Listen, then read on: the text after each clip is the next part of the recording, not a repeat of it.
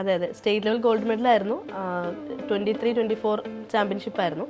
അതിൽ state level gold മെഡലും ബാഡ്മിൻ്റനും ഉണ്ടായിരുന്നു, പവർ ലിഫ്റ്റിങ്ങിനും ഉണ്ടായിരുന്നു. അപ്പോൾ നാഷണൽ ലെവലിൽ മിക്സഡ് ഡബിൾസിൽ ബ്രോൺസ് മെഡൽ കരസ്ഥമാക്കി അച്ചീവ് ചെയ്യാൻ പറ്റി. ഇങ്ങനെ നോക്കി നിൽക്കുന്നതും പല ചോദ്യങ്ങളും ഒന്ന് ചോദിക്കുന്നതും, ഇതെന്താ ഇങ്ങനെ, അല്ലെങ്കിൽ ഇങ്ങനെയാണോ, നിൻ്റെ അമ്മ ഇങ്ങനെയാണോ, അച്ഛൻ ഇങ്ങനെയാണോ, അല്ലെങ്കിൽ വീട്ടിൽ ആരെങ്കിലും ഉണ്ടോ ഇങ്ങനെ, ലൈക്ക് അതൊക്കെ അതിശയങ്ങൾ, പല അതിശയങ്ങളോ അതിശയഭാവങ്ങളോ അവരുടെ മുഖത്ത് കാണാം. ഇപ്പം ഞാനതൊക്കെ എൻജോയ് ആണ്. ചേച്ചി ഏതോ സിനിമയിൽ അഭിനയിച്ചിട്ടില്ലേ? ഉണ്ട്. വളരെ ഞാൻ 6th എന്തോ പഠിക്കുമ്പോഴായിരുന്നു. എന്നോട് നല്ല പോസിറ്റീവായിട്ട് സംസാരിക്കുക, എന്നോട് നല്ല പോസിറ്റീവായിട്ട് പെരുമാറാൻ ചെയ്യുമ്പോൾ എനിക്കതൊരു സന്തോഷം തരുന്ന കാര്യം. അപ്പോൾ അങ്ങനെ എനിക്ക് എൻ്റെ ഉള്ളിലെ കോൺഫിഡൻസ് വളർന്നു. അപ്പോൾ ശരിക്കും പറയുകയാണെങ്കിൽ ഇപ്പോൾ ഉള്ളൊരു കോൺഫിഡൻസിൻ്റെ ഒരു എൻ്റെ ഫ്രണ്ട്സിൻ്റെയും ഒരു പങ്കുണ്ടെന്ന് പറയാം. ആഗ്രഹങ്ങളെ എത്തിപ്പിടിക്കാൻ പരിമിതികൾ ഒന്നും ഇല്ല എന്ന് തെളിയിച്ച ഒരു വ്യക്തിയാണ് നമ്മുടെ കൂടെ ഇന്നുള്ളത്. സുരണ്യ മാമാണ്. നമസ്കാരം ചേച്ചി. നമസ്കാരം. എന്ത് ചെയ്യുന്നു ഇപ്പോൾ? ഞാനിപ്പോൾ PSC, ബേസിക്കലായിട്ട് പറയുകയാണെങ്കിൽ PSC പ്രിപ്പയർ ചെയ്തുകൊണ്ടിരിക്കുകയാണ്. ഗവൺമെൻറ് എക്സാംസിന് PSC മാത്രമല്ല SSC പ്രിപ്പയർ ചെയ്യാണ്. പിന്നെ അതിൻ്റെ കൂടെ ഇപ്പോൾ റീസെൻ്റായിട്ട് ഞാൻ സ്പോർട്സിലും കൂടി എൻ്റർ ആയിട്ടുണ്ട്. പാരാ ബാഡ്മിൻ്റൺ, പവർ ലിഫ്റ്റിംഗ് ചാമ്പ്യൻഷിപ്പിലൊക്കെ എൻ്റർ ആയിട്ടുണ്ട്. ജസ്റ്റ് ബിഗിനറാണ്. State level gold medal? അതെ അതെ അതെ അതെ, സ്റ്റേറ്റ് ലെവൽ ഗോൾഡ് മെഡലായിരുന്നു. 23-24 ചാമ്പ്യൻഷിപ്പ് ആയിരുന്നു. അതിൽ സ്റ്റേറ്റ് ലെവൽ ഗോൾഡ് മെഡലും ബാഡ്മിൻ്റനും ഉണ്ടായിരുന്നു, പവർ ലിഫ്റ്റിങ്ങിനും ഉണ്ടായിരുന്നു. നാഷണൽ ലെവലിലേക്ക് നോക്കുന്നുണ്ടോ? നാഷണൽ ലെവലിൽ ഞാൻ പോയി. അത് മാർച്ചിലായിരുന്നു. 2024 മാർച്ചിലായിരുന്നു അതിൻ്റെ കോമ്പറ്റീഷൻ. ജാർഖണ്ഡിൽ വെച്ചിട്ടായിരുന്നു.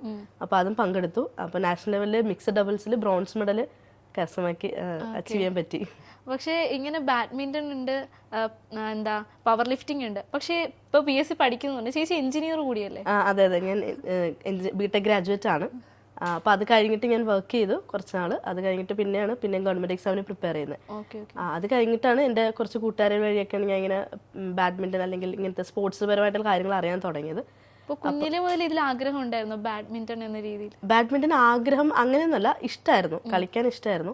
പിന്നെ നമ്മൾ വീട്ടിൽ അങ്ങനെ മുറ്റത്തൊക്കെ അങ്ങനെ കളിക്കില്ല, ഫ്രണ്ട്സൊക്കെ ആയിട്ട് കളിക്കുമ്പോൾ ചെറിയ കാലത്തൊക്കെ കളിക്കുമ്പോൾ കൂടെ കളിക്കും. പിന്നെ കൂട്ടത്തിൽ ഇങ്ങനെ കൂടെ ഉള്ളവർക്ക് കളിപ്പിക്കാൻ ഒരു ബുദ്ധിമുട്ടാണ്, കാരണം വീഴുമോ അങ്ങനെ പേടിയൊക്കെ ഉണ്ടൊക്കെ.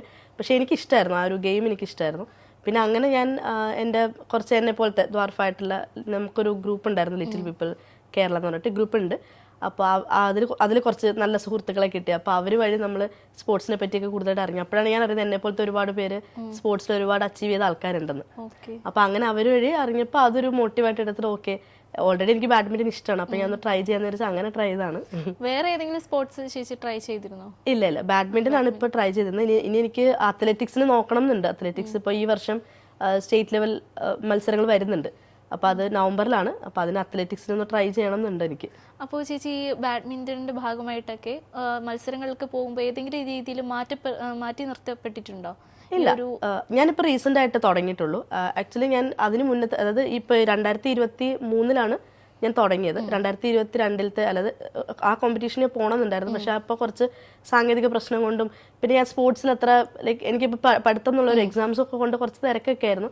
സ്പോർട്സിൽ അത്രയും താല്പര്യം ഞാൻ കാണിച്ചില്ല, കാരണം എൻ്റെ ലൈഫ്, അതായത് എൻ്റെ ലൈഫ് ഒന്ന് സെക്യൂർഡ് ആക്കാൻ വേണ്ടിയിട്ടുള്ള ഒരു ഇതിലായിരുന്നു. അപ്പോൾ ആ സമയത്ത് ഞാൻ ലൈക്ക് പോകാമെന്ന് വിചാരിച്ചു. പക്ഷെ ലാസ്റ്റ് മൊമെൻറ്റിൽ ഞാൻ പ്ലാൻ മാറ്റിയില്ല, ഞാൻ പോകുന്നില്ല. കാരണം എങ്ങനെയാണെന്ന് അറിയില്ല, ഒരുപാട് പേരുണ്ട് മത്സരിക്കാൻ. അപ്പോൾ സ്റ്റേറ്റ് ലെവൽ അഥവാ എന്തെങ്കിലും അച്ചീവ് ചെയ്ത് തന്നെ നാഷണൽ എന്തായാലും പോകില്ല, കാരണം നമുക്ക് അതിനുള്ള ഫിനാൻഷ്യൽ ഇതൊന്നും ഇല്ല, ഫിനാൻഷ്യൽ സ്റ്റെബിലിറ്റി ഇല്ലാത്തതുകൊണ്ട് അത് പോകില്ല.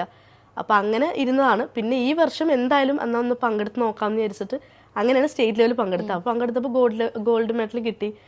അല്ലെങ്കിൽ അതൊരു ഗോൾഡ് മെഡൽ എന്നുള്ളതിനെക്കാട്ടി എനിക്ക് ആ ഒരു എക്സ്പീരിയൻസ് വളരെ വലുതായിരുന്നു. ലൈക്ക് മെഡൽ അടിച്ചോ ഇല്ലെന്നല്ല, ഞാൻ അപ്പോഴേക്കും അതിൽ ആയി, അതായത് ആ ഒരു മൈൻഡ് സെറ്റ് ആയി.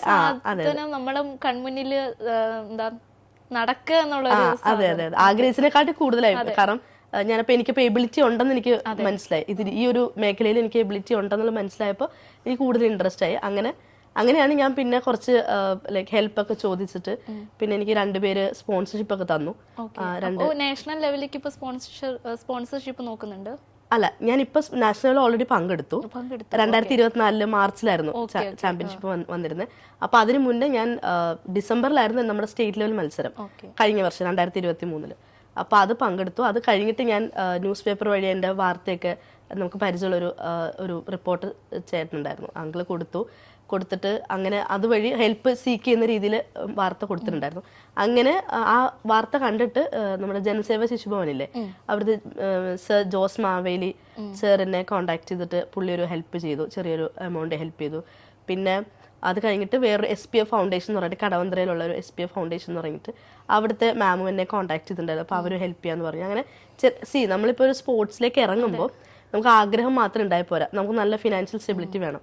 എസ്പെഷ്യലി ബാഡ്മിൻ്റൺ ഒക്കെ ആണെങ്കിൽ നമുക്ക് അതിനുള്ള കാര്യങ്ങൾ മീൻസ് ബാറ്റ് അല്ലെങ്കിൽ അതിൻ്റെ കാര്യങ്ങൾ കിറ്റ് എല്ലാം മേടിക്കണം. പിന്നെ നമ്മൾ പ്രാക്ടീസ് ചെയ്യണം. കാരണം സ്റ്റേറ്റ് ലെവലും പോലെ അല്ലല്ലോ നാഷണൽ ലെവൽ. അപ്പോൾ എല്ലാ സ്റ്റേറ്റിൽ നിന്ന് ആൾക്കാർ വരും. അപ്പോൾ നമ്മൾ പ്രാക്ടീസ് ചെയ്യാണ്ട് പോയിട്ടുണ്ടെങ്കിൽ നമ്മൾ എന്തെങ്കിലും നമ്മുടെ കയ്യിൽ നിന്ന് കൂടി ഹാർഡ് വർക്ക് ഇടണ്ടേ. അപ്പോൾ അതുകൊണ്ട് പ്രാക്ടീസിനൊക്കെ ഫീയും കാര്യങ്ങളൊക്കെ ഉണ്ടല്ലോ. അപ്പോൾ അതുകൊണ്ടാണ് ഞാൻ പറയുന്നത് ലാസ്റ്റ് ഇയർ ഞാൻ വേണ്ടാന്ന് വെച്ചത് അതുകൊണ്ടാണ്. അപ്പോൾ ഈ വർഷം എനിക്ക് അങ്ങനെ ഒരു ഹെൽപ്പ് എനിക്ക് കിട്ടിയപ്പോൾ ഓക്കെ ഞാൻ എന്തായാലും ചെയ്യണം അങ്ങനെ വിചാരിച്ചു. അങ്ങനെ എന്നിട്ട് നാഷണൽ ലെവലിൽ പങ്കെടുത്തു. ജാർഖണ്ഡിലായിരുന്നു, മിക്സ്ഡ് ഡബിൾസിലായിരുന്നു എനിക്ക് മെഡൽ അടിച്ചത്, ബ്രോൺസ് മെഡൽ. എൻ്റെ പാർട്ട്ണർ എന്ന് പറഞ്ഞാൽ നിതിൻ എന്ന് പറഞ്ഞിട്ട് കോഴിക്കോട് സ്വദേശിയാണ്, നിതിനാണ്. അങ്ങനെയാണ് കാര്യങ്ങൾ. ഇപ്പം ഇനി എനിക്ക് ഇന്റർനാഷണലൊക്കെ പോകണമെന്നുണ്ട്, പക്ഷേ ഈ പറഞ്ഞ ഫിനാൻഷ്യലി കുറെ പ്രശ്നങ്ങളൊക്കെ ഉള്ളതുകൊണ്ട് നമുക്കിപ്പോൾ പോകാൻ പറ്റിയിട്ടില്ല. നാഷണൽ ലെവലിലേക്ക് പോയപ്പോൾ ഉണ്ടായിരുന്ന എക്സ്പീരിയൻസ് എങ്ങനെയായിരുന്നു? കാരണം അവിടെ വരുന്നവർ എത്രത്തോളം സപ്പോർട്ടീവ് ആയിരുന്നു നാഷണൽ ലെവലിലേക്ക് പോകുമ്പോൾ? അതെ, നമ്മളിപ്പോ അവിടെ വരുന്നവരെന്ന് അവർ സപ്പോർട്ട് ചെയ്യുന്നതിനെക്കാട്ടി കൂടുതൽ നമ്മുടെ കൂടെയുള്ള കേരള ടീമല്ലേ നമുക്ക് സപ്പോർട്ട് ചെയ്യുള്ളൂ. കാരണം നമ്മൾ നമ്മുടെ സ്റ്റേറ്റിനെ റെപ്രസെന്റ് ചെയ്ത് പോവാണല്ലോ. അപ്പോൾ ബാക്കിയുള്ളവർ നമ്മുടെ കോമ്പറ്റീറ്റേഴ്സ് ആണ്, ലൈക്ക് നമുക്ക് നമ്മുടെ കൂടെ കോമ്പറ്റ് ചെയ്യാൻ വരുന്ന ആൾക്കാരാണ്. അപ്പോൾ അവരുടെ നിന്ന് സപ്പോർട്ടൊന്നുമല്ല. എനിക്കൊരു നല്ലൊരു എക്സ്പീരിയൻസ് ആയിരുന്നു. ഫസ്റ്റ് ഓഫ് ഓൾ സപ്പോർട്ടോ അങ്ങനെയല്ല ഞാൻ നോക്കിയത്, എക്സ്പീരിയൻസിനെ കുറിച്ചാണ് ഞാൻ ആലോചിച്ചത്. കാരണം നല്ലൊരു പല നാട്ടിലുള്ള ആൾക്കാർ നമ്മളെ പോലത്തെ സെയിം കാറ്റഗറി അല്ലെങ്കിൽ ഒരുപാട് പേരുണ്ട്, ഡിഫറെൻ്റ്ലി ഏബിൾഡ് ആയിട്ടുള്ള ഒരുപാട് പേരെ മീറ്റ് ചെയ്യാൻ പറ്റി. അവരുടെ ഓക്കെ ഇങ്ങനെയൊക്കെ ഉണ്ടല്ലേ എന്ന് നമ്മൾ ആദ്യമായിട്ടൊരു എക്സ്പീരിയൻസ് ചെയ്യുന്നതിൻ്റെ ഒരു വലിയ ത്രില്ലുണ്ടായിരുന്നു. പിന്നെ ഒരുപാട് പേരെ പരിചയപ്പെടാൻ പറ്റി ഈ പറഞ്ഞ പോലെ. പിന്നെ ഈ പറഞ്ഞ പോലെ ആ ഗെയിംസിൽ കുറച്ചും കൂടി ഇൻവോൾവ് ആകാൻ പറ്റി. അതൊക്കെയായിരുന്നു എൻ്റെ ഒരു അച്ചീവ്മെൻ്റ് ആയിട്ട് കണക്കാക്കുന്നത്. ഇപ്പോൾ ഇങ്ങനെ ട്രാവൽ ചെയ്യുന്ന സമയത്ത് ഇപ്പോൾ വേറൊരു കോമ്പറ്റീഷന് പോകുന്ന സമയത്ത് എന്തെങ്കിലുമൊക്കെ ഒരു ദുരനുഭവം എന്തെങ്കിലും ഉണ്ടായിട്ടുണ്ടോ? ഇങ്ങനെ ഒരു ഡിസബിലിറ്റി വെച്ചിട്ട് ആരെങ്കിലും കളിയാക്കുകയോ അല്ലെങ്കിൽ നിന്നെ കൊണ്ട് കഴിയില്ല എന്ന് പറയുകയോ അങ്ങനെ എന്തെങ്കിലുമൊക്കെ ഒരു മോശം അനുഭവം ഉണ്ടായിട്ടുണ്ട്? ഞാനിപ്പോൾ സ്പോർട്സിൽ എനിക്ക് അങ്ങനെ അനുഭവങ്ങളൊന്നും ഉണ്ടായിട്ടില്ല. കാരണം നമ്മൾ മത്സരിക്കുന്ന നമ്മുടെ കാറ്റഗറിയിലെ ആൾക്കാരോട് തന്നെയാണ്. പിന്നെ സപ്പോർട്ട് എന്ന് പറഞ്ഞാൽ ആദ്യം എനിക്ക് ഇതിന് വലിയ സപ്പോർട്ട് കിട്ടിയിട്ടുണ്ടായില്ല. കാരണം ഇപ്പം എൻ്റെ വീട്ടിലിപ്പോൾ എൻ്റെ അമ്മ എന്നെ നല്ല സപ്പോർട്ട് ചെയ്യുന്നുണ്ടായിരുന്നു. വീട്ടിലുള്ളവരാണെങ്കിലും ബാക്കിയുള്ളവർ അവർക്കും ഡൗട്ടായിരുന്നു, ഇത് പറ്റുമോ, ഇവളിപ്പോൾ ഇത് ഇറങ്ങി തിരിച്ചിട്ടുണ്ട്, ഇത് എന്താവും എന്നുള്ളൊരു സാധനം അവർക്ക് ഡൗട്ട്ഫുൾ ആയിരുന്നു. അപ്പോൾ അത് സപ്പോർട്ട് അങ്ങനെ ഇല്ല. പക്ഷേ ഇത് അച്ചീവ് ചെയ്ത് കഴിഞ്ഞപ്പോൾ okay she has the ability എന്നുള്ളൊരു സാധനം വന്നു, അവൾക്കത് പറ്റുന്നുണ്ടെന്നൊരു സാധനം വന്നിട്ടുണ്ട്. പിന്നെ അല്ലാണ്ട് എനിക്കിപ്പോൾ നമ്മളെപ്പോലത്തെ ഡിഫറെൻ്റ്ലി ഏബിൾഡ് ആയിട്ടുള്ള കുട്ടികൾ കുഞ്ഞിലെ മുതൽ വളർന്നു വരുമ്പോൾ തന്നെ അവർക്ക് ഒരുപാട് ചലഞ്ചസ് ഉണ്ട്.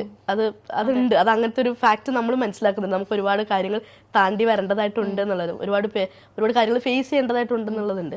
ഇപ്പോൾ നമ്മൾ പുറത്തിറങ്ങി നടക്കുമ്പോൾ ഉള്ളതും അറിയാവുന്നവരും അറിയാത്തവരും എല്ലാവരും പല കാര്യങ്ങൾ ചോദിക്കും, പല ചോദ്യങ്ങളുണ്ടാവും, പല നോട്ടങ്ങളുണ്ടാവും. അപ്പോൾ അതൊക്കെ നമ്മൾ താണ്ടി അതൊക്കെ യൂസ്ഡായി, അതുകൊണ്ട് പിന്നെ കുഴപ്പമില്ല, യൂസ്ഡായി. അങ്ങനെ കുറേ ചലഞ്ചസും കുറേ കാര്യങ്ങളൊക്കെ അനുഭവങ്ങളൊക്കെ നേരിട്ടിട്ടുണ്ട്. പിന്നെ നമ്മൾ വളർന്നു കഴിയുമ്പോൾ നമ്മളുടെ കുറേ കാര്യങ്ങൾ, അതായത് നമ്മളൊരു പ്രായത്തിൽ കഴിയുമ്പോൾ നമുക്ക് കുറേ ഫേസ് ചെയ്തുകൊണ്ട് നമുക്കത് യൂസ്ഡ് ആവും, അതൊരു കാര്യം. പിന്നെ അത് ഈ പറഞ്ഞ പോലെ നമുക്ക് നമ്മുടേതായ ഒരു കോൺഫിഡൻസും കാര്യങ്ങളൊക്കെ ഉണ്ടെങ്കിൽ ഇതൊന്നും വലിയ പ്രശ്നമില്ലാന്ന് അത്രേ ഉള്ളൂ. ഇപ്പോൾ വേറൊരാളുടെ സപ്പോർട്ട് വേണ്ട ഒരു സന്ദർഭത്തിൽ ചേച്ചി ഒറ്റയ്ക്കായി പോയ എന്തെങ്കിലും സന്ദർഭം ഉണ്ടായിട്ടുണ്ടോ? വേറൊരാളുടെ സപ്പോർട്ട് വേണം പക്ഷെ ആരുമില്ല, ഞാൻ ഒറ്റയ്ക്കാണ്, എന്ത് ചെയ്യും എന്നുള്ളൊരു സന്ദർഭം ഉണ്ടായിട്ടുണ്ട്? കാരണം ഇങ്ങനെയുള്ളവരെ ഏറ്റവും കൂടുതൽ പേടിക്കുന്ന ഭയക്കുന്ന ആ ഒരു സന്ദർഭത്തെയാണ്. ഞാൻ നാളെ ഒരു സമയത്ത് മുൻപിലേക്ക് സഞ്ചരിക്കാമെന്ന് പറഞ്ഞ് ഇറങ്ങിക്കഴിഞ്ഞാൽ ഇങ്ങനെ ഒറ്റപ്പെട്ടു പോകുമോ, എനിക്ക് ആരെങ്കിലും സപ്പോർട്ട് വേണ്ടി വരുമ്പോൾ ഞാൻ ഒറ്റപ്പെട്ടു പോകുമോ എന്ന് കരുതിയിട്ട് പിന്നിലേക്ക് നിൽക്കുന്നവർ ഒത്തിരി പേരുണ്ട് നമ്മുടെ സമൂഹത്തിൽ. അങ്ങനെ ഒരു അനുഭവം എന്തെങ്കിലും ഉണ്ടായിട്ടുണ്ടോ? അങ്ങനെ അനുഭവം എന്ന് വെച്ചാൽ എനിക്ക് കുറവാണ് ആക്ച്വലി അങ്ങനത്തെ ഒരു അനുഭവം. പിന്നെ ഞാൻ ട്രാവലൊക്കെ ചെയ്യുമ്പോൾ, അതായത് ഇപ്പോൾ ഒരു ബസ്സിൽ കയറുന്നതിൻ്റെ ഒരു ബുദ്ധിമുട്ടോ അങ്ങനെയൊക്കെ വരുമ്പോൾ നമുക്ക് എൻ്റെ കൂടെ ഒരാളും കൂടെ ഉണ്ടായിരുന്നെങ്കിൽ എന്നെ ഒന്ന് സപ്പോർട്ട് ചെയ്ത് എനിക്ക്, കാരണം ഹൈറ്റൊക്കെ വ്യത്യാസം ഉണ്ടല്ലോ. അപ്പോൾ ബാക്കി നോർമൽ ആൾക്കാർക്കുള്ളൊരു ആ ഒരു സെറ്റിൽമെൻറ്റ് അതായിരിക്കും അവർ ചെയ്ത് വെച്ചിരിക്കുന്നത്. അപ്പോൾ അതിൻ്റെയൊക്കെ ഒരു ബുദ്ധിമുട്ടുണ്ടായിട്ടുണ്ട്. അങ്ങനെയൊക്കെ കുറച്ച് ബുദ്ധിമുട്ടും കാര്യങ്ങളുണ്ട്. അല്ലാണ്ട് നമുക്ക് പേഴ്സണൽ ലൈഫിൽ അങ്ങനത്തെ ബുദ്ധിമുട്ടൊന്നും വളരെ അധികം ഉണ്ടായിട്ടില്ല. അതാ പറഞ്ഞ് ഇപ്പോൾ നമ്മുടെ ഫാമിലി ആണെങ്കിലും നമ്മളെ നിനക്ക് ചെയ്യാമല്ലോ, അവരൊരു നോർമൽ പോലെ നമ്മളെ ട്രീറ്റ് ചെയ്തിരിക്കുന്നത്. ഇപ്പം ഞാൻ ചില കാര്യങ്ങളൊക്കെ ഞാൻ ചോദിച്ച് എനിക്ക് കൺസിഡറേഷൻ മേടിക്കേണ്ട അവസ്ഥയൊക്കെ വന്നിട്ടുണ്ട്. അപ്പോൾ അതുകൊണ്ട് എനിക്ക് അങ്ങനെ ഒരു പൊതുസമൂഹത്തിന് ഫേസ് ചെയ്യാനോ അല്ലെങ്കിൽ അങ്ങനത്തെ ഒരു ബുദ്ധിമുട്ട് എനിക്ക് ഇതുവരെ വന്നിട്ടില്ല. ഒരു കോൺഫിഡൻസ് കുറവോ സ്റ്റേജ് ഫിയറോ അങ്ങനത്തെ ഒന്നും വന്നിട്ടില്ല.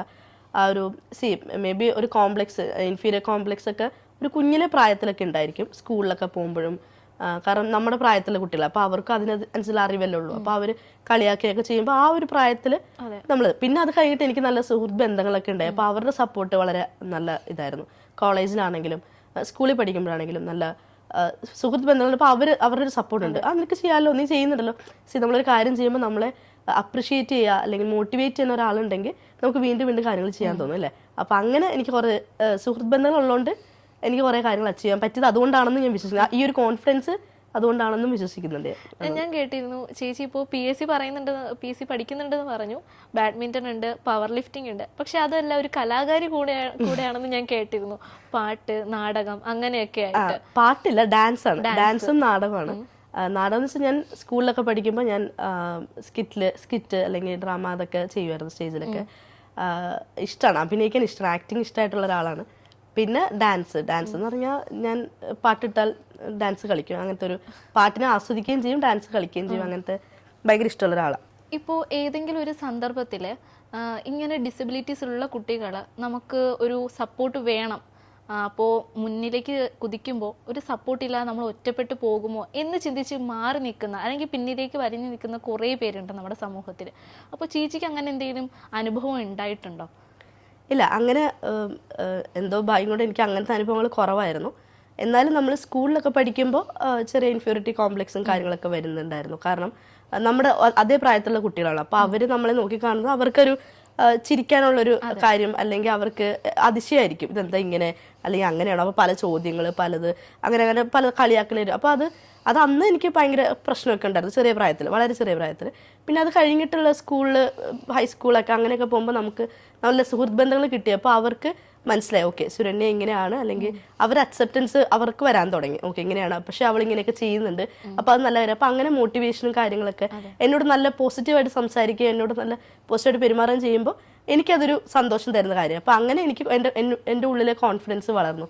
അപ്പോൾ ശരിക്കും പറയുകയാണെങ്കിൽ ഇപ്പോൾ ഉള്ളൊരു കോൺഫിഡൻസിൻ്റെ ഒരു എൻ്റെ ഫ്രണ്ട്സിൻ്റെ ഒരു പങ്കുണ്ടെന്ന് പറയാം. ഞാനിപ്പോൾ ഇപ്പം ചെയ്യുന്ന കാര്യങ്ങൾ, അല്ലെങ്കിൽ അപ്പോഴത്തെ മാത്രമല്ല ഇപ്പോൾ ഉള്ളത്, ഇപ്പോൾ പ്രസൻ്റായിട്ട് എനിക്ക് എൻ്റെ ജീവിതത്തിലുള്ള കൂട്ടുകാരാണെങ്കിലും അതിന് സപ്പോർട്ടുണ്ട്. പിന്നെ എൻ്റെ അമ്മയുടെ സപ്പോർട്ടുണ്ട്. കാരണം അമ്മ ഒരുപാട് കാര്യങ്ങൾ പറഞ്ഞു തന്നിട്ടുണ്ട്. നീ അങ്ങനെ ചെയ്താൽ മതി, ഇങ്ങനെ ചെയ്താൽ മതി, ഇങ്ങനെയൊക്കെ വരുമ്പോൾ ഇങ്ങനെയൊക്കെയാണ് എന്നുള്ളൊരു ആ ഒരു കാര്യം ഞാനും അക്സെപ്റ്റ് ചെയ്യണമല്ലോ, ഞാൻ ഇങ്ങനെയാണ്, അപ്പോൾ ഇങ്ങനത്തെ കാര്യങ്ങളൊക്കെ പ്രശ്നങ്ങളൊക്കെ ഉണ്ടാവും, സമൂഹത്തിൽ നിന്ന് ഉണ്ടാവും എന്നുള്ളൊരു കാര്യം.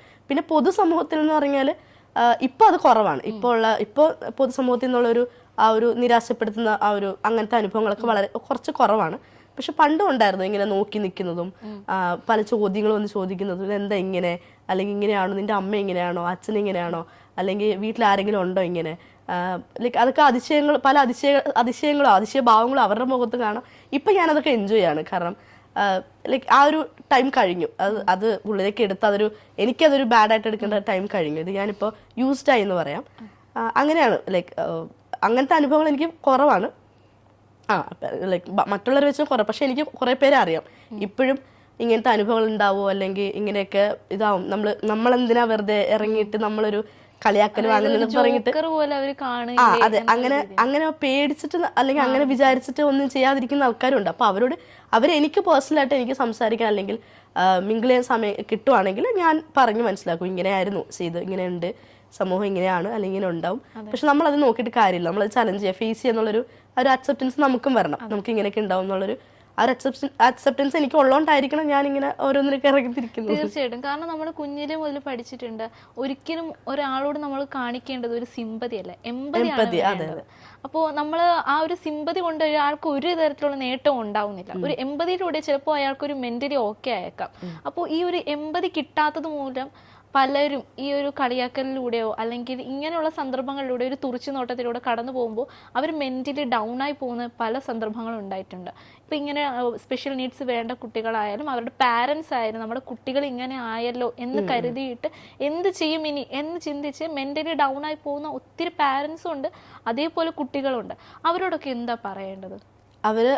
ഫസ്റ്റ് ഓഫ് ഓൾ പാരൻസും അല്ലെങ്കിൽ അവരുടെ ഫാമിലി മെമ്പേഴ്സ് ആയിരിക്കണം അവർ പ്രിപ്പയർഡ് ആയിരിക്കണം. എന്തെങ്കിലും മാത്രമേ അവരുടെ സപ്പോർട്ടും കൂടെ ഉണ്ടെങ്കിൽ ആ കുട്ടി അല്ലെങ്കിൽ ആ കുട്ടിക്ക്, ആ ഡിഫറെൻ്റ് ലേബിൾഡ് ആയിട്ടുള്ള കുട്ടി അല്ലെങ്കിൽ ആ സ്പെഷ്യൽ ചൈൽഡിന് ഞാൻ അങ്ങനെ വിളിക്കാൻ ആഗ്രഹിക്കുന്നത്, സ്പെഷ്യൽ ചൈൽഡ് എന്നാണ്. ആ സ്പെഷ്യൽ ചൈൽഡിന് അവർക്കൊരു എന്താ പറയുക ഒരു മോട്ടീവ് കിട്ടുള്ളൂ. അപ്പോൾ ആദ്യം പാരൻസും ഫാമിലി മെമ്പേഴ്സ് റെഡി ആയിരിക്കണം. ഓക്കെ, നമ്മുടെ ഫാമിലിയിലുള്ള ഒരാളിങ്ങനെയാണ്, സ്പെഷ്യലാണ്, അപ്പോൾ അതിൻ്റെതായ സ്പെഷ്യൽ കാര്യങ്ങളൊക്കെ അവർക്ക് സംഭവിക്കും. അപ്പോൾ അതിൻ്റെതായ അവരോട് സംസാരിക്കുന്ന രീതിയാണെങ്കിലും സംസാരിക്കുന്ന കാര്യങ്ങളാണെങ്കിലും അങ്ങനത്തെ രീതിയിൽ സംസാരിക്കുക, ഒരു അക്സെപ്റ്റൻസ് കൊടുക്കുക. അതായത് ഇങ്ങനെയാണ്, അപ്പോൾ ഇങ്ങനെയൊക്കെ ഉണ്ടാവും, അപ്പോൾ ഇതൊക്കെയാണ് സംഭവം, നേരിടുക. അതെ, റിയാലിറ്റി അവരെ പറഞ്ഞ് മനസ്സിലാക്കുക എന്നുള്ളതാണ് ഫസ്റ്റ് ഓഫ് ഓൾ ഒരു കാര്യം. പിന്നെ ഉള്ളത് ഫേസ് ചെയ്യാനുള്ള പഠിപ്പിക്കുക. പിന്നെ അവരുടെ കൂടെ പിന്നെ ഇപ്പോൾ നമ്മൾ ഫാമിലി ഉണ്ട്, നമുക്ക് വീടുണ്ടെങ്കിൽ നമ്മൾ കൂടുതലും ഇപ്പോൾ സ്കൂളൊക്കെ തുടങ്ങിയാൽ നമ്മൾ കൂടുതലും ചിലവഴിക്കും നമ്മുടെ കൂട്ടുകാരോടാണ്, സ്കൂളിലും അല്ലെങ്കിൽ പിന്നെ അധ്യാപകർ അപ്പോൾ അവരുടെ കയ്യിൽ നിന്നൊക്കെ ഒരു കളിയാക്കലൊന്നും വാങ്ങാതെ, അല്ലെങ്കിൽ അപ്പോൾ അധ്യാപകർ നമ്മുടെ സമൂഹത്തിലുള്ള പല ഫീൽഡിൽ വർക്ക് ചെയ്യുന്ന ആൾക്കാരും അതിനെക്കുറിച്ച് ശ്രദ്ധിക്കണം എന്നുള്ളൊരു ഇതാണ്. നമ്മൾ സ്വയം ചിന്തിക്കണമെങ്കിൽ നമുക്ക് പുറത്തുനിന്ന് വരുമ്പോഴാണല്ലോ നമുക്ക് ആദ്യം പ്രശ്നങ്ങൾ ഉണ്ടാവുക. അപ്പോൾ അത് കഴിഞ്ഞിട്ട് നമുക്കൊരു സെൽഫ് എസ്റ്റീം, അത് കുറച്ച് പ്രായം കഴിഞ്ഞിട്ടല്ലേ നമുക്ക് സെൽഫായിട്ട് കുറെ കാര്യങ്ങൾ മെച്ചൂർഡ് ആകുമ്പോഴേ ചിന്തിക്കാനുള്ള ഒരു ഇതൊക്കെ വരത്തുള്ളൂ നമുക്ക്.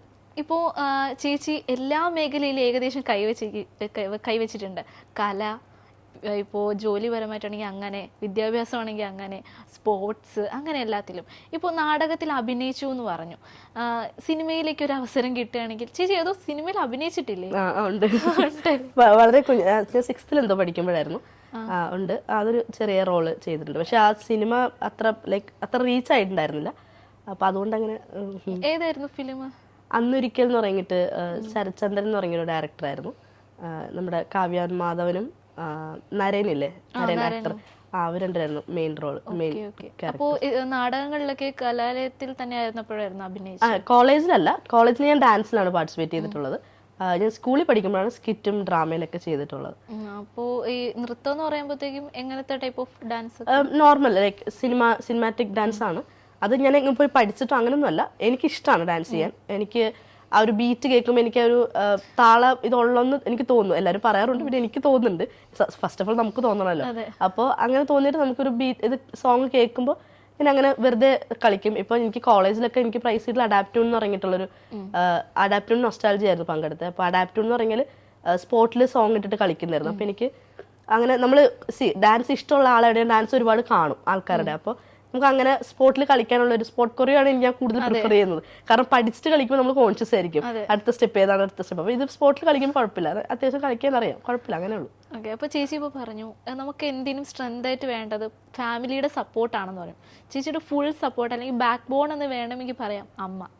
അമ്മയുടെ ആ ഒരു സപ്പോർട്ട് കുഞ്ഞില് മുതൽ ഈ ഒരു നിലയിൽ എത്തും വരെയുള്ള കൂടെയുള്ള ആ ഒരു സപ്പോർട്ട് എങ്ങനെയായിരുന്നു? കാരണം ഒരു ബെസ്റ്റ് ഫ്രണ്ട് എന്ന രീതിയിൽ ഒരു അമ്മ, ബെസ്റ്റ് ഫ്രണ്ട്, എല്ലാത്തിനും കൂടെയുള്ള ഒരു പാർട്ട്ണർ എന്ന രീതിയിൽ തന്നെ ആയിരുന്നില്ലേ? ആ ഒരു സപ്പോർട്ട് എങ്ങനെയായിരുന്നു? അതെ, അത് പറയാതിരിക്കാൻ പറ്റില്ല. കാരണം എൻ്റെ ലൈഫിൻ്റെ ഒരു 90% അമ്മയുടെ ഒരു ഇൻവോൾവ്മെൻ്റ് ഉണ്ട്. കാരണം എന്ന് വെച്ചാൽ അമ്മ അച്ഛനുണ്ടായിരുന്നെങ്കിലും അമ്മ സിംഗിൾ മദറായിരുന്നു, സിംഗിൾ ആയിരുന്നു. അപ്പോൾ ഒരു കുറച്ച് വർഷങ്ങൾക്ക് മുന്നേ ഇവർ സെപ്പറേറ്റ് ആയി. അപ്പോൾ ലീഗലി അല്ല, പേഴ്സണലി അവർക്ക് ഇതായ പറ്റാത്തതുകൊണ്ട് അവർ സെപ്പറേറ്റ് ആയി. അങ്ങനെയായിരുന്നു അവർ കഴിഞ്ഞിരുന്നത്. അപ്പോൾ അതുകൊണ്ട് സിംഗിൾ മദറിൻ്റെ ഒരുപാട് സ്ട്രഗിൾസ് അമ്മ അനുഭവിച്ചിട്ടുണ്ട്. അതിൻ്റെ ഇടയിലും ഇങ്ങനൊരു കുട്ടി ഒരു സ്പെഷ്യൽ ചൈൽഡ് ആകുമ്പോൾ അതിൻ്റെതായ കെയറും കൊടുക്കണം. പിന്നെ സമൂഹത്തിൽ നിന്ന് വരുന്ന കുറേ കാര്യങ്ങൾ ചലഞ്ച് ചെയ്യണം. ചലഞ്ചാണ്, അമ്മയ്ക്ക് ചലഞ്ചാണ്. അപ്പോൾ അതൊക്കെ ഒരുപാട് നേരിട്ട് ഞാൻ കണ്ടിട്ടുണ്ട്. പിന്നെ സ്റ്റിൽ ഇപ്പോഴും എൻ്റെ കൂടെ എല്ലാത്തിനും ഒരു സപ്പോർട്ടായിട്ട് അമ്മയുണ്ട്, എല്ലാ കാര്യത്തിനും അമ്മയുണ്ട്. പിന്നെ ഞാൻ എന്തെങ്കിലും കാര്യം പറഞ്ഞാൽ അമ്മ നോ എന്ന് പറയുന്നത് വളരെ കുറവാണ്. അത് നോ എന്ന് പറയുന്നത് അതിൻ്റെ ഇടയിൽ എന്തെങ്കിലും വേറെ എന്തെങ്കിലും എനിക്ക് എന്തെങ്കിലും ബുദ്ധിമുട്ട് വരുമോ എന്നുള്ളൊരു രീതിയിലായിരിക്കും. അല്ലാതെ ഒരു ചില കുട്ടികൾ പറയുന്നത് കേട്ടിട്ടുണ്ട്, അവർ വീട്ടിൽ പോയി ഇങ്ങനെ അല്ലെങ്കിൽ ഇങ്ങനെ പോകണം അല്ലെങ്കിൽ ഇങ്ങനെ ചെയ്യണം എന്ന് പറയുമ്പോൾ നോ പറയുന്നത്. പക്ഷേ എനിക്ക് അങ്ങനെ ഒരു നോ വന്നിട്ടില്ല എൻ്റെ അമ്മയുടെ അടുത്തുനിന്ന്. എനിക്കത് ഓക്കെ ആണെന്ന് അറിഞ്ഞാൽ ഇപ്പോൾ എൻ്റെ ഫ്രണ്ട്സിൻ്റെ കൂടെ പോകുന്ന കാര്യമാണെങ്കിലും അമ്മ ആരൊക്കെ ഉണ്ട് കൂടെ അങ്ങനെയൊക്കെ ചോദിക്കും.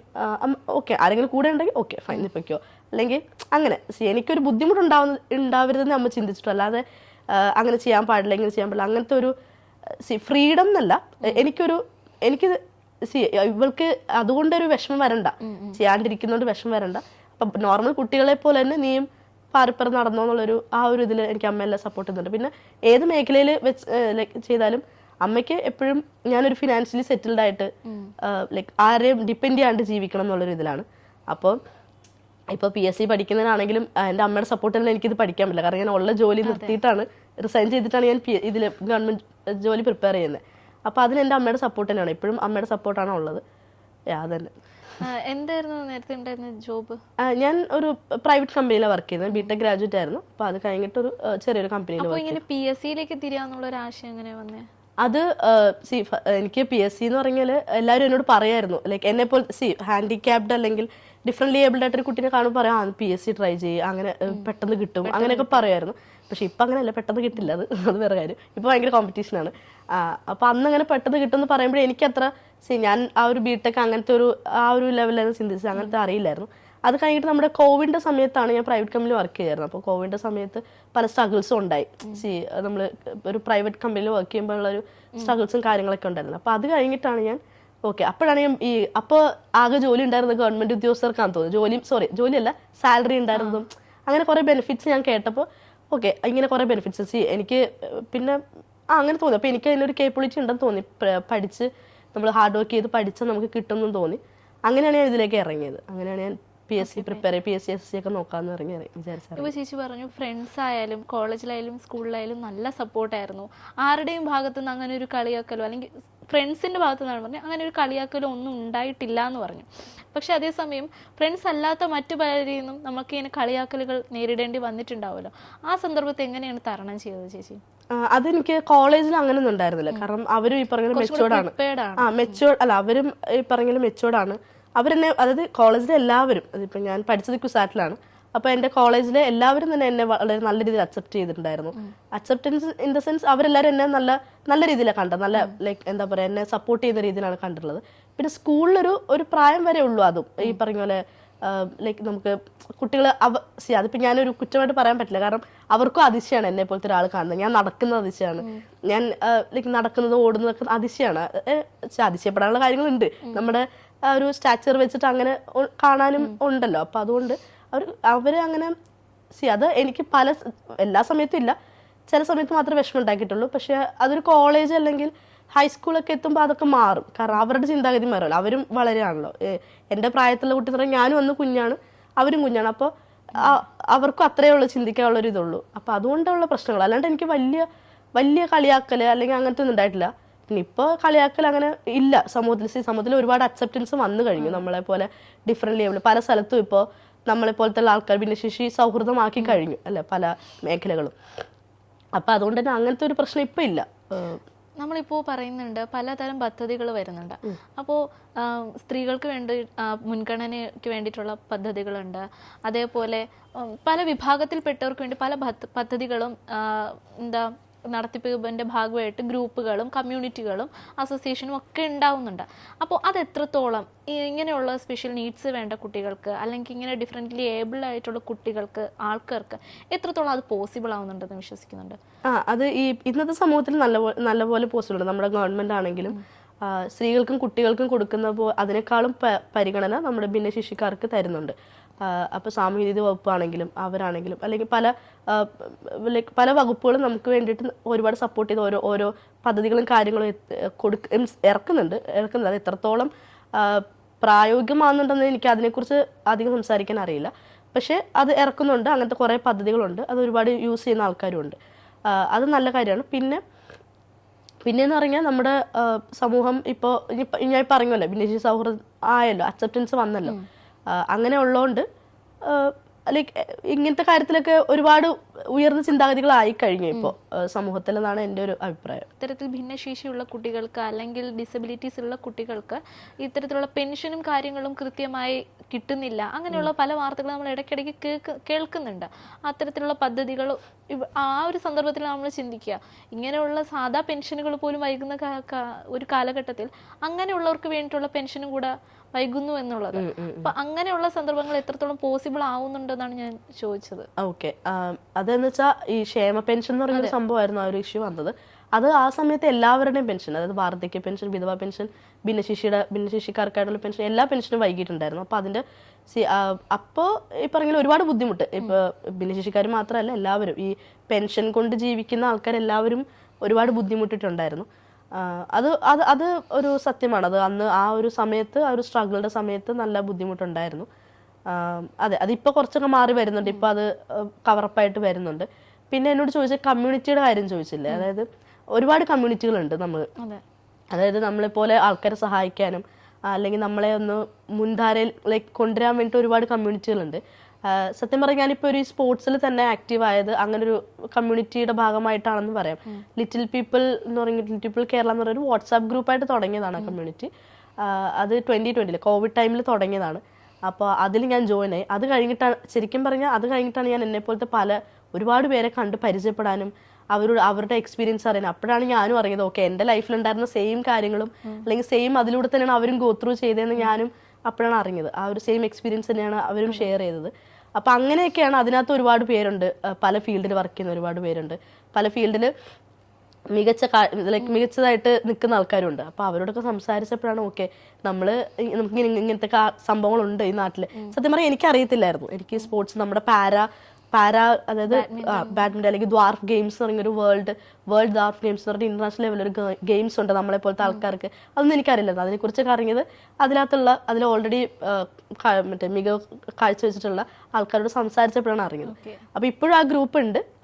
ലൈക്ക് 100-ലധികം ആൾക്കാരുണ്ട് കേരളയിൽ നിന്ന് മാത്രം. പിന്നെ ലിറ്റിൽ പീപ്പിൾ ഇന്ത്യ എന്ന് പറഞ്ഞ ഗ്രൂപ്പുണ്ട്. അത് ഇന്ത്യ മൊത്തം ഉള്ളത്. അതിനകത്ത് അത്യാവശ്യം നല്ല ആൾക്കാരുണ്ട്. ലൈക്ക് ഫുൾ ഇന്ത്യ എല്ലാ സ്റ്റേറ്റിലുള്ള ആൾക്കാരുണ്ട്. അപ്പോൾ അവരോടൊക്കെ മിങ്കിൾ ചെയ്യുമ്പോൾ നമുക്ക് ഇതൊക്കെ ജസ്റ്റ് ഓക്കെ ഇതൊക്കെ നോർമലാണ്, എല്ലാവർക്കും ഇത് തന്നെയാണ്, ഇതിലൂടെ തന്നെയാണ് ഗോ ത്രൂ ചെയ്തെന്നുള്ളൊരു ആ ഒരു അക്സെപ്റ്റൻസ് നമുക്ക് എല്ലാവർക്കും ഉണ്ട്.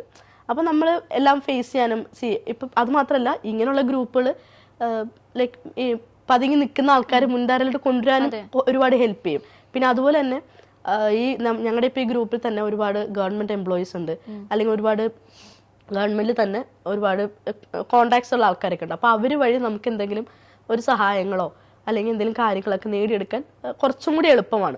എന്ന് വെച്ചാൽ നമുക്ക് നേരിട്ട് പോയി കോണ്ടാക്ട് ചെയ്യുമ്പോൾ നമുക്ക് ഇപ്പം പറയാലോ ഗവൺമെൻറ് ഒരു ഓഫീസിൽ പോകുമ്പോൾ എന്തൊക്കെ ബുദ്ധിമുട്ടുണ്ടാവും. അപ്പോൾ അതൊക്കെ കുറച്ചും കൂടി കുറഞ്ഞു കിട്ടും. അതായത് നമ്മളെപ്പോലത്തെ ഒരാൾക്കാർ ഇങ്ങനെ ഒരാൾ റെഫറൻസ് വെച്ച് പോവുകയാണെങ്കിൽ. അപ്പോൾ അതുകൊണ്ടൊക്കെ ഇങ്ങനത്തെ കമ്മ്യൂണിറ്റികൾ, ഇങ്ങനത്തെ ഗ്രൂപ്പുകൾ, സഹായിക്കുന്ന കുറേ സംഘടനകൾ, അപ്പോൾ അതുകൊണ്ടൊക്കെ ഒരുപാട് ഇപ്പോൾ ഉപയോഗങ്ങളുണ്ട് അല്ലെങ്കിൽ പ്രയോജനങ്ങളുണ്ടെന്നാണ് എനിക്ക് തോന്നുന്നത്. തീർച്ചയായിട്ടും ഇപ്പോഴ് ഒരു ആൺപെൺ വ്യത്യാസം, ഒരു ബൈനറി എന്നതിലുപരി അല്ലെങ്കിൽ ഇങ്ങനെയുള്ള എല്ലാം തികഞ്ഞവർ എന്നതിലുപരി കഴിവുകൾക്കും അങ്ങനെയുള്ളൊരു ലോകത്തേക്ക് മാറിക്കൊണ്ടിരിക്കുകയാണ് നമ്മുടെ സമൂഹം. അവരെ അക്സെപ്റ്റ് ചെയ്യാൻ തുടങ്ങിക്കഴിഞ്ഞു. അപ്പോൾ ഈ ഒരു ലോകത്തേക്ക് വരുമ്പോൾ ചേച്ചിയെ പോലെ അല്ലെങ്കിൽ ഇങ്ങനെ ഇത്തരത്തിൽ ഡിസബിലിറ്റിയിലൂടെ കടന്നു പോകുന്നവരാരെങ്കിലും എനിക്കിതിന് പറ്റുന്നില്ല, എന്താ ഇതിനൊരു മാർഗം ചോദിച്ച് ഒരു ഇൻസ്പിറേഷൻ തരൂ, അങ്ങനെ എന്തെങ്കിലും ഒരു സഹായം ചോദിച്ചാൽ ആരെങ്കിലും വന്നിട്ടുണ്ടോ? എനിക്ക് ഇതിനോട് വരാൻ താല്പര്യമുണ്ട് പക്ഷെ പറ്റുന്നില്ല, എന്താ എൻ്റെ ഒരു തടസ്സമെന്ന് മനസ്സിലാവുന്നില്ല എന്ന് ചോദിച്ചാൽ ആരെങ്കിലും ഹെൽപ്പുമായിട്ട് വന്നിട്ടുണ്ടോ? ഈ ചോദ്യം എനിക്ക് ഇഷ്ടപ്പെട്ടു. കാരണം ഇന്ന് എൻ്റെ ഒരു ഫ്രണ്ട്, എന്നെ പോലെ തന്നെ ഉള്ളതാണ്, എൻ്റെ ഒരു ഫ്രണ്ട് ചോദിച്ചത്. ആളിപ്പോൾ ഒരു റീസെൻ്റ് ആയിട്ടൊരു കമ്പനിയിൽ ഇൻഫോ പാർക്കിലൊരു കമ്പനിയിൽ ജോയിൻ ചെയ്തു. അപ്പോൾ ആൾക്ക് ആ കമ്പനി ആ കുട്ടീനോട് ഇന്ന് സംസാരിച്ചാണ് അവർക്കൊരു സക്സസ് സ്റ്റോറി ഇടണം. സക്സസ് സ്റ്റോറി വെച്ചാൽ ഇവള് ഗോ ത്രൂ ചെയ്ത കാര്യങ്ങളും അല്ലെങ്കിൽ ഇവളിപ്പോൾ ഒരു കമ്പനിയിൽ ഒരു പൊസിഷനിൽ ഇരിക്കുകയാണ്. അപ്പോൾ റീസെൻ്റ് ആയിട്ടാണ് ഒരു ജോബ് ഫെയറിലൂടെ. അപ്പോൾ ആക്ച്വലി ജോബ് ഫെയറിൻ്റെ കാര്യം എന്നോട് ഷെയർ ചെയ്തായിരുന്നു. അപ്പോൾ ആളുടെ പേര് ഞാൻ മെൻഷൻ കാവ്യ എന്നാണ് പേര്. ഇന്നിപ്പോൾ എന്നോട് മെസ്സേജ് അയച്ചിട്ടുള്ളൂ. അപ്പോൾ അവളിങ്ങനെ ചോദിച്ചത്, എടാ നീ ഒരുപാട് ഇൻ്റർവ്യൂസും കാര്യങ്ങളൊക്കെ അറ്റൻഡ് ചെയ്തതല്ലേ, അപ്പോൾ എനിക്കൊരു സക്സസ് സ്റ്റോറി അവർ ചോദിക്കുന്നുണ്ട്, അപ്പോൾ എനിക്ക് അങ്ങനെ അത് പറയേണ്ട അറിയില്ല. ആൾ അത്ര ലൈക്ക് എന്താ പറയുക എല്ലാ കാര്യത്തിനും മുന്നിൽ നിൽക്കുന്ന ഒരു ആക്റ്റീവായിട്ടുള്ള ആളല്ല, പക്ഷേ എല്ലാത്തിലും ഉണ്ട്, പക്ഷേ ഇതുപോലെ ആക്റ്റീവായിട്ട് നിൽക്കുന്ന ഒരാളല്ല. അപ്പോൾ അതിനോട് ചോദിച്ചപ്പോൾ എനിക്ക് ഭയങ്കര സന്തോഷം തോന്നി. ഞാൻ പറഞ്ഞതെന്ന് വെച്ചാൽ എന്നോട് ചോദിച്ചതാണ് നീ എങ്ങനെയാണ് ചെയ്യുക, നീ അതെങ്ങനെയാണ് ഇപ്പോൾ നിനക്ക് സംസാരിക്കാൻ പറ്റുന്നുണ്ടല്ലോ, അപ്പോൾ അതെങ്ങനെയാണ് ചെയ്യുക, എങ്ങനെയൊക്കെ പ്രിപ്പയർ ചെയ്യുന്നത്. അപ്പം ഞാൻ പറഞ്ഞത് ഒന്നും പ്രിപ്പറേഷനൊന്നുമില്ല. ഇപ്പോൾ ഈ ഇൻ്റർവ്യൂവിന് ചെയ്യുമ്പോഴാണെങ്കിൽ ഞാൻ പ്രിപ്പയർ ഒന്നും ചെയ്തിട്ടില്ല. എന്നോട് ചോദിക്കുന്ന ചോദ്യത്തിന് എന്താണ് ഓപ്പണായിട്ട് മറുപടി കൊടുക്കുക. നമ്മളിപ്പോൾ ലൈക്ക് ഒരു ആലങ്കാരികമായിട്ടൊന്നും മറുപടി കൊടുക്കേണ്ട ആവശ്യമില്ല. കാരണം എന്നോട് എൻ്റെ എക്സ്പീരിയൻസ് ആണ് ചോദിക്കുന്നത്. അപ്പോൾ അത് എനിക്കറിയാവുന്ന രീതിയിൽ പറയാം. അത് തന്നെയാണ് റിയലിസ്റ്റിക് ആയിട്ടിരിക്കുക എന്നുള്ളതാണ്. കാരണം അപ്പം ഞാൻ അവളോട് അങ്ങനെ പറഞ്ഞത്, നിൻ്റെ എക്സ്പീരിയൻസ് ചോദിക്കുമ്പോൾ നീ അത് ഷെയർ ചെയ്താൽ മതി, അത് തന്നെ ആയിരിക്കും അവർക്ക് വേണ്ടത്. അപ്പോൾ അതായിരിക്കും കുറച്ചുകൂടെ. അപ്പോൾ അതാ പറഞ്ഞ് അതിപ്പോൾ ഒരു കാര്യം. അപ്പോൾ അതുപോലെ പലരും പല കാര്യത്തിൽ ഇപ്പോൾ ഒരു ഡ്രസ്സിൻ്റെ കാര്യമാണെങ്കിലും അല്ലെങ്കിൽ അങ്ങനെയുള്ള കാര്യം, അല്ലാണ്ട് വലിയ കാര്യങ്ങളൊന്നും എന്നെ ചോദിച്ചിട്ടില്ല. കാരണം ഞാനിപ്പോൾ സ്പോർട്സിലാണെങ്കിൽ ഞാൻ വളരെ ബിഗിനറാണ്. അപ്പോൾ ഞാനാണ് ഒരുപാട് പേര് അപ്രോച്ച് ചെയ്യുന്നത് ഒരു കാര്യത്തിന്, ഒരു ഹെൽപ്പിന് വേണ്ടിട്ടോ അല്ലെങ്കിൽ ഇത് എങ്ങനെ ഡീൽ ചെയ്യേണ്ടതെന്നുള്ളൊരു ഞാനാണ് ഒരുപാട് പേര്. ഞാൻ അത്ര ഒന്നും ആവാത്തതുകൊണ്ട് ഞാൻ പറയുന്നത്. അപ്പം ചെറിയ കാര്യങ്ങൾക്ക് എൻ്റെ ഡ്രസ്സ് അല്ലെങ്കിൽ അങ്ങനത്തെ എന്തെങ്കിലും ഒരു ഓഫീസിലൊരു കാര്യം, അപ്പോൾ ചെറിയ കാര്യത്തിനൊക്കെ എന്നോട് ചോദിക്കുമ്പോൾ ഞാൻ നല്ല സപ്പോർട്ട് ചെയ്ത് അത് കുഴപ്പമില്ലാവും, ഇത് നേരിട്ടാൽ മതി, അത് പോയാൽ മതി എന്ന് പറഞ്ഞിട്ടൊരു സപ്പോർട്ട് കൊടുക്കാറുണ്ട്. അത് തന്നെ. അപ്പോൾ ഇങ്ങനെയുള്ള ഇപ്പോൾ ഈ സ്പെഷ്യൽ നീഡ്സ് വേണ്ട ആരെങ്കിലും വന്ന് ഞാൻ കണ്ടായിരുന്നു, സ്റ്റോറി കണ്ടായിരുന്നു, എനിക്കത് കണ്ടപ്പോൾ വളരെയധികം ഇൻസ്പയർഡായി, മാമിൻ്റെ ഇൻ്റർവ്യൂ കണ്ടായിരുന്നു, എനിക്കത് കണ്ടപ്പോഴാണ് കുറച്ചും കൂടി കാര്യങ്ങളൊക്കെ മനസ്സിലായത്, എങ്ങനെ ഫേസ് ചെയ്യണം അങ്ങനെയൊക്കെ പറഞ്ഞിട്ട് ആരെങ്കിലും വന്നായിരുന്നു? മീൻസ് ഇങ്ങനെ ഡിസബിലിറ്റിയിലുള്ള സ്പെഷ്യൽ നീഡ്സ് വേണ്ട കുട്ടികളോ അങ്ങനെ മാമിന് അറിയാവുന്ന ആരെങ്കിലും വന്ന് ചോദിച്ചിട്ടുണ്ടായിരുന്നു? എന്നോട് ഡയറക്റ്റായിട്ട് നമ്മുടെ നാട്ടിലുള്ള ആൾക്കാരെ കാണുമ്പോൾ പറയും ഇങ്ങനെ, ഇങ്ങനെയൊക്കെ അച്ചീവ് ചെയ്തല്ലേ, കൊള്ളാലോ, സൂപ്പർ ആണല്ലോ, അങ്ങനെയൊക്കെ നേരിട്ട് അത് നോർമൽ ആൾക്കാർ പറയായിരുന്നു. പിന്നെ ത്രൂ ഇൻസ്റ്റാഗ്രാം, നമ്മുടെ സോഷ്യൽ മീഡിയയിലുണ്ടല്ലോ, ഫേസ്ബുക്ക് ഞാൻ അത്ര ആക്റ്റീവ് അല്ല, എന്നാൽ ത്രൂ ഇൻസ്റ്റാഗ്രാം എനിക്ക് ഒരുപാട് മെസ്സേജ് വന്നിട്ടുണ്ടായിരുന്നു. പക്ഷെ നീ ഇങ്ങനെ ചെയ്യുന്ന കാണുമ്പോൾ നമുക്കും ഇങ്ങനെ ചെയ്യാൻ തോന്നുന്നുണ്ട്, ഓക്കെ നെക്സ്റ്റ് സ്റ്റെപ്പ് എപ്പോഴായിരിക്കും ചാമ്പ്യൻഷിപ്പ് വരിക, എന്നോടത് പറയണം, അപ്ഡേറ്റ് ചെയ്യണം എന്നൊക്കെ പറഞ്ഞിട്ട് അങ്ങനെ ഒരുപാട് മെസ്സേജ് വന്നിട്ടുണ്ടായിരുന്നു. അപ്പം ഞാൻ പറഞ്ഞു ഷുവറായിട്ട് ഇതാക്കും, എന്തായാലും ഇറങ്ങൂ, കാരണം നിങ്ങൾക്ക് അങ്ങനെ ഒരു ചെയ്യാൻ താല്പര്യം ഉണ്ടെങ്കിൽ എന്തായാലും ഏതെങ്കിലും ഒരു ഗെയിമിൽ ഇറങ്ങുക. കാരണം ഇന്ന ഗെയിം എന്നല്ല, ട്രൈ ചെയ്ത് നോക്കാം. ഇപ്പം ഞാനിപ്പോൾ പവർ ലിഫ്റ്റിംഗ് ചെയ്യണം എന്ന് വിചാരിച്ച് പോയതല്ല, നമ്മൾ ബാഡ്മിൻ്റൻ്റെ സെയിം ഡേ ആയിരുന്നു പവർ ലിഫ്റ്റിംഗ് പാരലായിട്ട് നടക്കുന്നുണ്ടായിരുന്നു. അപ്പം നമ്മുടെ എൻ്റെ ഒരു ലൈക്ക് ഡിയറസ്റ്റ് ഫ്രണ്ട് എന്ന് പറയാം, ഡിയറസ്റ്റ് ഫ്രണ്ടാണ്. പിന്നെ നമുക്കൊരു സ്പോർട്സ് ക്ലബ്ബ് ഉണ്ട്, ഇപ്പോൾ അതിൽ മെൻസ് മാത്രമാണ് ഉള്ളത്, ലിറ്റിൽ പീപ്പിൾ സ്പോർട്സ് ക്ലബ്ബ് എന്ന് പറയുന്ന ക്ലബ്ബുണ്ട്. അപ്പോൾ അതിൻ്റെ കോച്ചായിട്ടുള്ള റാഷിദ് ഉണ്ട്. റാഷിദാണ് ആക്ച്വലി എന്നോട് പറഞ്ഞത് നീ ഒന്ന് പാർട്ടിസിപ്പേറ്റ് ചെയ്ത് നോക്കുമെന്ന് പറഞ്ഞ്.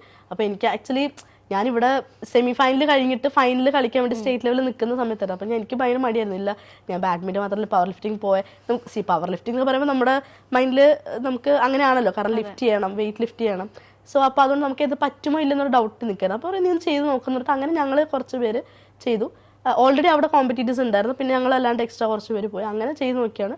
ബെഞ്ച് പ്രസ് ആയിട്ടായിരുന്നു, അപ്പോൾ അങ്ങനെ ചെയ്തു, അതിൽ അച്ചീവ് ചെയ്യാൻ പറ്റി. അപ്പോൾ അത് സന്തോഷം. അതാ പറഞ്ഞ് അങ്ങനെ ഇൻസ്പയർ ചെയ്യുന്ന ആൾക്കാരുണ്ട്. നമ്മളോട് ഇങ്ങനെ ചോദിക്കുമ്പോൾ എനിക്ക് വളരെ സന്തോഷമുണ്ട്. ഇൻസ്റ്റാഗ്രാമിലൊക്കെ അങ്ങനെ ഒരുപാട് പേര് എനിക്ക് മെസ്സേജ് ഉണ്ട്, തീരെ ഇതിലൊന്നും ആക്റ്റീവ് അല്ലാത്ത, അവരുടെ ഒരു ലൈഫ്, ആ ഒരു ഒതുങ്ങിയ ലൈഫിനെ ആരോ ലൈഫ് ഇങ്ങനെ കൊണ്ടുപോകുന്ന ആൾക്കാരുണ്ട്. അപ്പോൾ അവരൊക്കെ ഇത് കണ്ടപ്പോൾ എൻ്റെ സ്റ്റോറീസ്, എൻ്റെ അച്ചീവ്മെൻറ്റ്സ്, അല്ലെങ്കിൽ ഞാൻ ഷെയർ ചെയ്യുന്ന കാര്യങ്ങളൊക്കെ കണ്ടപ്പോൾ എന്നോട് അങ്ങനെ ചോദിച്ചിട്ടുണ്ട്. കുറച്ച് പേര് ചോദിച്ചിട്ടുണ്ട് എന്നോട്, 2-3 പേരൊക്കെ ചോദിച്ചിട്ടുണ്ട്. അപ്പം ഞാൻ അതുവരെയായിട്ട് ഇപ്പോഴും കോൺടാക്റ്റിലുണ്ട്. ഇപ്പോൾ എന്തെങ്കിലും ഉണ്ടെങ്കിൽ അറിയിക്കാനും കാര്യങ്ങളൊക്കെ ആയിട്ട്. അതൊക്കെ വളരെ സന്തോഷമുള്ള കാര്യമാണ് സത്യം പറയും. ഇപ്പോൾ നമ്മൾ പലതരത്തിലുള്ള നിയമങ്ങളുണ്ട്, വുമൻ സപ്പോർട്ടായിട്ടുള്ള നിയമങ്ങളുണ്ട്, പല മേഖലകളിലായിട്ട് നിയമങ്ങൾ നിലനിൽക്കുന്നുണ്ട്. അപ്പോൾ ഇങ്ങനെയുള്ളവർക്ക് വേണ്ടിയിട്ടുള്ള നിയമങ്ങൾ എത്രത്തോളം നീതിയുക്തമാകുന്നു, അല്ലെങ്കിൽ എത്രത്തോളം അത് നടപ്പിലാകുന്നുണ്ടെന്ന് വിശ്വസിക്കുന്നുണ്ട്? കാരണം ഇപ്പോഴും നമ്മൾ കേൾക്കുന്നുണ്ട് ഇങ്ങനെയുള്ളവർക്ക് ഇങ്ങനെ ഉപദ്രവിക്കുന്നു, അല്ലെങ്കിൽ ഇപ്പോൾ കേരളത്തിൽ നല്ല ഞാൻ പറയണം, പൊതുവെ നമ്മുടെ സമൂഹത്തിൽ ഇന്ത്യയിൽ ഉള്ളിൽ നോക്കിയാലും ഇങ്ങനെയുള്ളവരെ ഉപദ്രവിക്കുന്നു, നികൃഷ്ടമായി കാണുന്നു എന്നൊക്കെ നമ്മൾ ഇടയ്ക്കൊക്കെ കേൾക്കാറുണ്ട്. അപ്പോൾ അത്തരത്തിൽ നോക്കുമ്പോൾ ഇങ്ങനെ സ്പെഷ്യൽ നീഡ്സ് വേണ്ടവർക്ക് എത്രത്തോളം നീതിയുക്തമായി നമ്മുടെ ഒരു ഭരണഘടന നിലനിൽക്കുന്നുണ്ട്, അല്ലെങ്കിൽ നടപടികൾ സ്വീകരിക്കുന്നുണ്ടെന്ന് വിശ്വസിക്കുന്നുണ്ട്? അതായത് ഇപ്പോൾ എന്താ പറയുക, നിയമം വെച്ചിട്ടാണെങ്കിലും നമ്മുടെ ഗവൺമെൻറ് വെച്ചിട്ടുണ്ടെങ്കിൽ അവരൊരുപാട് നമ്മളെ അപ്ലിഫ്റ്റ് ചെയ്യാൻ നോക്കുന്നുണ്ട്. അത് ഒരുപാട് നമ്മളെ മുന്നോട്ട് കൊണ്ടുവരാനും നമുക്ക് വേണ്ടിയിട്ട് ഒരുപാട് സഹായിച്ച് ഞങ്ങൾ നോക്കുന്നുണ്ട്. അത് എല്ലാ മേഖലയിലും എല്ലായിടത്തും ഉള്ളവർക്ക് എത്തുന്നുണ്ടോ എന്നുള്ളൊരു അതിൽ ഈ പറഞ്ഞ ആധികാരികമായി സംസാരിക്കാൻ എനിക്കറിയില്ല. പക്ഷേ അത് കിട്ടുന്നവരുണ്ട്, അത് യൂസ് ചെയ്തിട്ട് നല്ല രീതിയിൽ യൂസ് ചെയ്യുന്നവരുണ്ട്. പക്ഷേ ഈ പറഞ്ഞ എല്ലാ മേഖലയിലും ചില സ്ഥലത്ത് അല്ലെങ്കിൽ അതിൻ്റെ ഒരു ഗുണം കിട്ടാതെ വരിക, അത് എല്ലാ മേഖലയുള്ള പോലെ ഇതിലുണ്ട്. അതും പറയാൻ പറ്റും എനിക്ക്. കാരണം ഇപ്പോൾ റെയിൽവേയുടെ ഒരു പാസ് എടുക്കാൻ പോകുമ്പോൾ നമുക്ക് ഡോക്ടറിനെ കാണാൻ നമ്മൾ ഒരുപാട് സമയം നിൽക്കുക, അല്ലെങ്കിൽ ഒരുപാട് അതൊക്കെ ഞാൻ നേരിട്ടുള്ള കാര്യമാണ്. ഒരു ഡോക്ടറിനെ കാണാൻ വേണ്ടി ഒരുപാട് സമയം 2-3 പ്രാവശ്യം പോവുക, പിന്നെ അതിനുവേണ്ടി അവർ ഫീ ചോദിക്കുക. പക്ഷെ അങ്ങനത്തെ ഒക്കെ കുറേ കാര്യങ്ങളൊക്കെ നമുക്ക് ക്യൂ നിൽക്കേണ്ട വരിക. അപ്പോൾ ഈ പറയുന്ന ക്യൂ നിൽക്കുന്നവരാണെങ്കിൽ നമ്മളെ ഒന്ന് കൺസിഡർ ചെയ്യാതിരിക്കുക. അത് എല്ലാവരും നല്ല പറയുന്നത്, അങ്ങനത്തെ ആൾക്കാരും ഉണ്ട്, അങ്ങനെയൊക്കെ ഒരുപാട് നേരിട്ടിട്ടുണ്ട്. പിന്നെ നമുക്ക് ആ സമയത്ത് നമ്മളപ്പോൾ വിചാരിക്കുന്നത് ചിലപ്പോൾ നമ്മുടെ കൂടെ ഉള്ളവരായിരിക്കും ചോദ്യം ചെയ്യുന്നത്.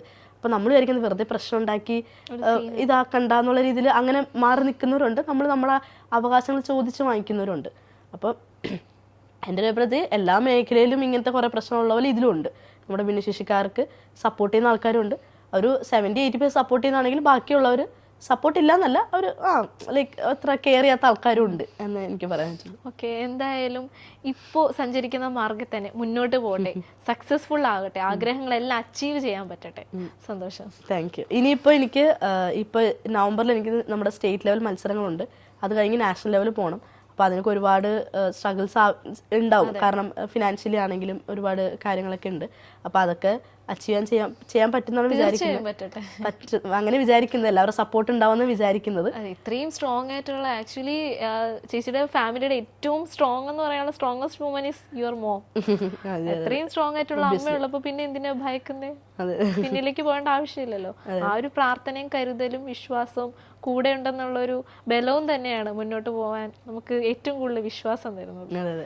അത് മതിയല്ലോ. Thank you for calling for this interview. Codex മീഡിയക്ക് താങ്ക് യു പറയുന്നു. Thank U.